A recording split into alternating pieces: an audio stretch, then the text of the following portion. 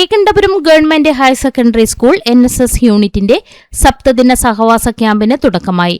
ശ്രീകണ്ഠപുരം നഗരസഭയുടെ വിദ്യാഭ്യാസ standing committee chairman K ബിജുവിന്റെ അധ്യക്ഷതയിൽ ശ്രീകണ്ഠപുരം നഗരസഭാ ചെയർമാൻ അഡ്വക്കേറ്റ് EV രാമകൃഷ്ണൻ ഉദ്ഘാടനം നിർവഹിച്ചു.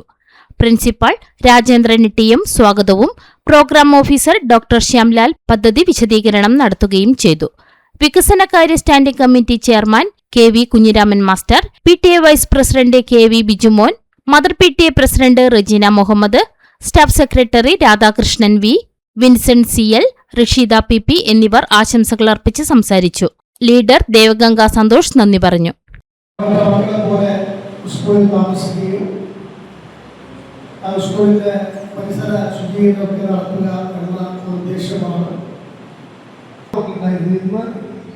നമ്മളെനിക്ക് വീട് മാറിയിട്ടൊന്നും താമസിക്കുന്ന ആളുകൾ കുട്ടികൾ വളരെ കുറവാണ്.